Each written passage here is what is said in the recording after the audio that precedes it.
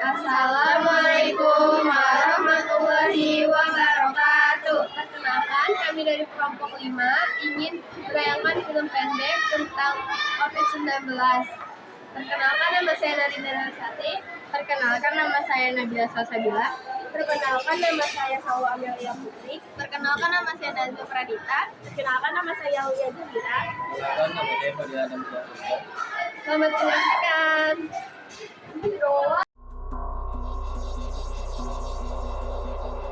Sejumlah pasien dengan penyakit tak dikenal berdatangan ke Rumah Sakit Pusat Wuhan awal Desember 2019. Dr. Li Wenliang, dokter di rumah sakit, kemudian menyebarkan berita lewat sosial media bahwa para pasien menunjukkan gejala radang paru-paru akibat virus.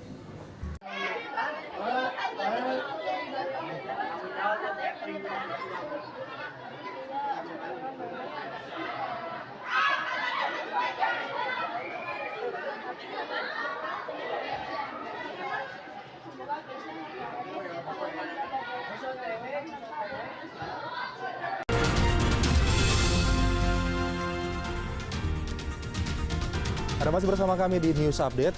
Kini kami ajak Anda untuk melihat bersama data terbaru wabah kasus virus corona dunia yang kami himpun dari worldometers.info. Kita lihat datanya hingga hari ini jumlah yang terkonfirmasi positif COVID-19 mencapai 787.411 kasus dengan jumlah korban meninggal dunia 37.846 jiwa.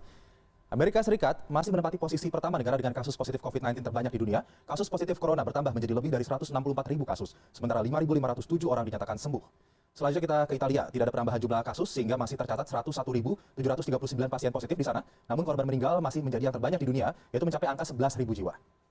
Kita ke Tiongkok, selanjutnya Tiongkok mencatatkan penambahan kasus baru sebanyak 79 kasus menjadi 81.518, lebih dari 76.000 orang berhasil sembuh. Selanjutnya kita ke Spanyol. Spanyol telah melampaui Tiongkok dalam catatan kasus positif COVID-19. Terkonfirmasi di sana hampir 88.000 orang terjangkit virus ini, 7.716 orang meninggal dunia.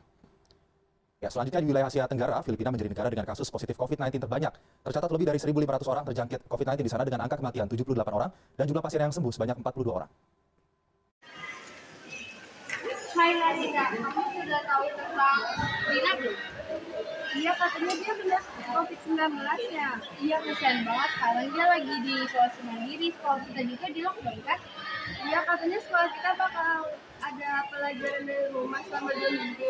Jadi menurut kamu lockdown itu baik atau buruk? Di satu sisi bagus karena penyebaran virus akan berhenti, tapi di sisi lain juga kita jadi ketinggalan pelajaran. Benar, tapi kesehatan itu harus jadi prioritas kalau kita belajar di rumah.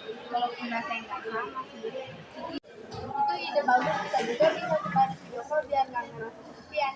Ya, kita harus saling mendukung. Ini memang waktu yang sulit, tapi aku yakin kita semua bisa lewati semuanya kok. Ya, semoga lockdown ini bisa segera berakhir dan kita juga bisa kembali ke sekolah. Amin. Mari kita doakan Nina semoga dia bisa sekolah lagi. Pandemi ini mengubah kehidupan kita secara drastis. Mari kita lihat dari berbagai sisi.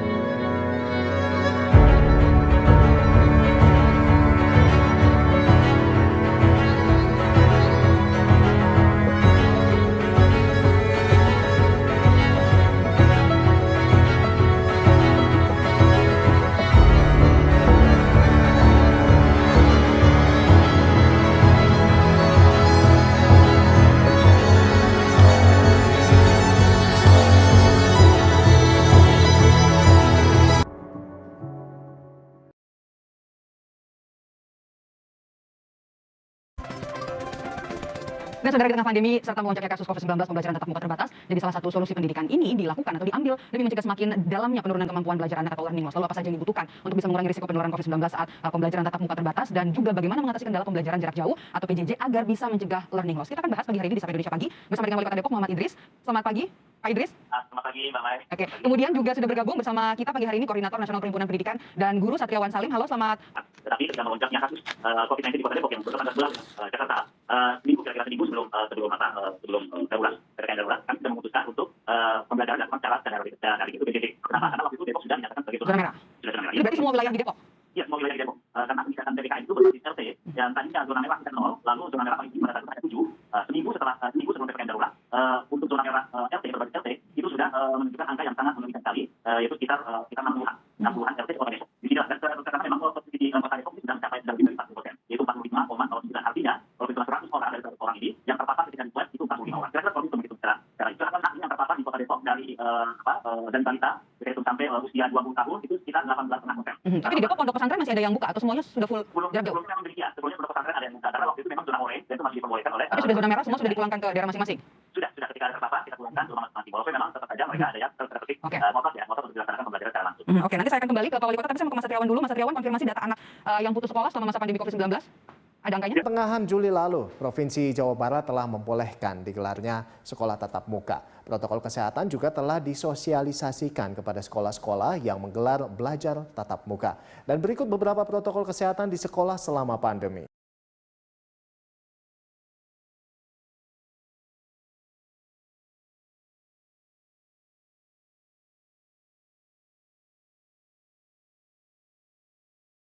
Hai semuanya, apa kabar? Gimana di rumah selama pandemi ini? Hai Wak, alhamdulillah baik. Di rumah sih lebih banyak belajar online-nya, cuma kadang juga merasa bosan. Senang banget bisa kembali ke sekolah, rasanya aneh ya setelah hampir 2 tahun belajar dari rumah. Iya benar, dulu kita cuma bisa lihat teman lewat layar, sekarang bisa ketemu langsung lagi. Betul, walaupun kita harus menggunakan masker. Tapi aku percaya vaksin membantu, kita harus hati-hati kan? Ya jelas, aku sudah 2 dosis. Vaksin memang penting, selain itu kita tetap harus mematuhi protokol kesehatan juga. Iya, seharusnya kita tetap menjaga jarak dan cuci tangan. Kesehatan tetap nomor 1. Betul, aku baca berita beberapa hari ini kasusnya naik lagi, makanya kita harus tetap waspada. Kalian sudah tahu kan gejala COVID-19 apa saja? Iya, gejalanya bisa berupa demam, batuk kering, sesak nafas, dan kadang kehilangan indera penciuman. Kalau sudah begini kita harus segera tes ya.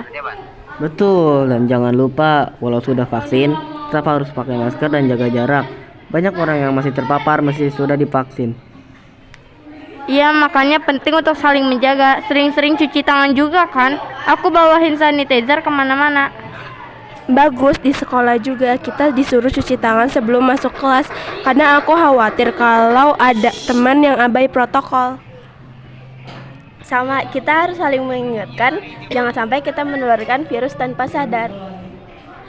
Setuju, selain itu kita harus menjaga kesehatan tubuh, makan yang bergizi, dan cukup istirahat. Betul, sekarang aku lebih sering berolahraga di rumah, lumayan lah buat menjaga stamina aku. Wah, bagus itu. Aku juga mencoba jogging di sekitar rumah. Seru juga bisa menikmati udara segar.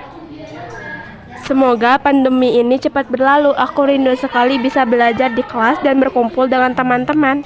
Amin. Kita harus optimis dan tetap berdoa. Dengan saling menjaga, kita bisa melewati semua ini. Iya, banyak hal yang kita pelajari dari hobi baru sampai cara lebih menghargai waktu dengan keluarga. Dan kita juga lebih menghargai sekolah. Dulu mungkin kita menganggap remeh tentang sekolah. Sekarang setiap pelajaran terasa lebih berarti. Ayo kita manfaatkan waktu ini sebaik mungkin. Betul, ayo kita kembali ke kelas sebelum bel berbunyi, jangan sampai terlambat. Oke, sampai jumpa di kelas. Alasan orang tua setelah kami telusuri melalui survei ini juga, misalnya 41,3% orang tua melihat anak-anaknya bosan gitu ya belajar di rumah atau jenuh lah gitu ya. Kemudian 24,7% alasannya anaknya hanya bermain game gitu ya di rumah ya atau main-main lah gitu ya. Kemudian 21,2% menjawab orang tua itu sinyal internetnya susah sekali di daerahnya. Oke. Kemudian ada yang menjawab orang tua tidak memiliki kompetensi untuk mengajar anak-anaknya, dan jawaban yang lain 3,5%. Nah, ini kami kaget juga ya melihat angka ini, jadi cukup besar ya orang tua yang setuju, yang berharap sekolah dibuka gitu kan, 43,9% gitu. Nah, ini kami rasa Kaget anomali artinya gitu. maksudnya melihat angka kenaikan kasus, harusnya orang tua ini Betul. lebih bisa melindungi anak dengan cara memilih pembelajaran jarak jauh, begitu?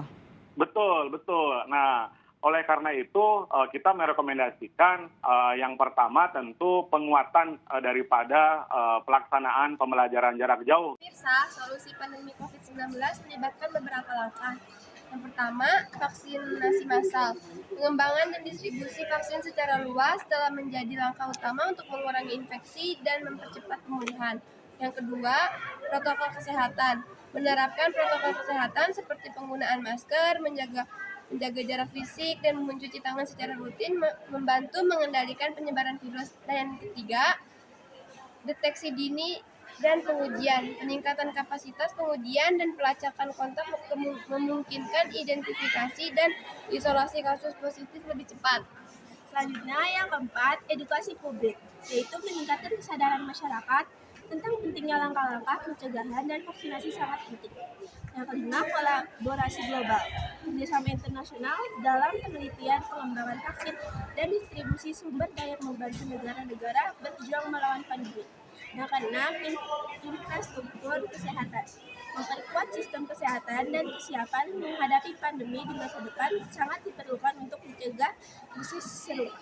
Melalui kombinasi langkah-langkah ini, banyak negara berhasil mengendalikan pandemi dan meminimalkan Kesimpulan selama pandemi COVID-19. Yang pertama adalah dampak kesehatan. COVID-19 menyebabkan krisis kesehatan global dengan jutaan infeksi dan kematian. Pentingnya sistem kesehatan yang kuat dan respons cepat terhadap wabah. Yang kedua adalah perubahan gaya hidup. Pembatasan sosial mengubah cara orang berinteraksi, bekerja, dan belajar.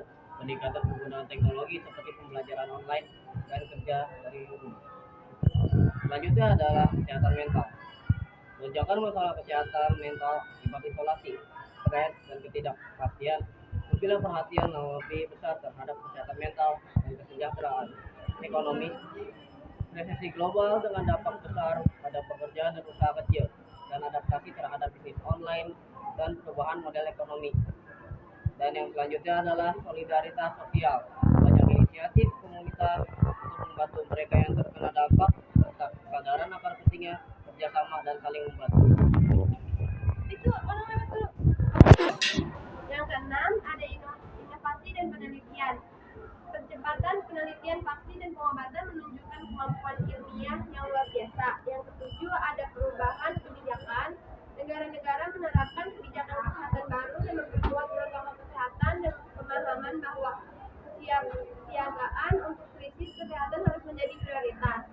Yang kedelapan, ada lingkungan, penurunan polusi dan dampak positif sementara pada lingkungan selama lockdown, serta menumbuhkan kesadaran akan keberlanjutan dan keperluan perlindungan lingkungan. Yang kesembilan, ada pendidikan dan akses ketimpangan dalam akses pendidikan, terutama bagi masyarakat yang kurang beruntung, dan pentingnya investasi dalam infrastruktur digital dan mendukung pembelajaran. Dan yang terakhir, ada masa depan. Pembelajaran dari pandemi akan membentuk cara kita merespons krisis di masa depan, persiapan untuk menghadapi kemungkinan wabah baru dan pentingnya vaksinasi. Kesimpulan umum, pandemi COVID-19 telah mengajarkan kita banyak hal. Pelajaran tentang ketahanan, solidaritas, dan pentingnya kesehatan. Meskipun menimbulkan tantangan besar, pengalaman ini juga membuka peluang untuk inovasi, perbaikan kebijakan, dan kesadaran kolektif yang lebih besar tentang kesehatan dan kesejahteraan masyarakat. Dan dampak negatif. Kayaknya ulang dah.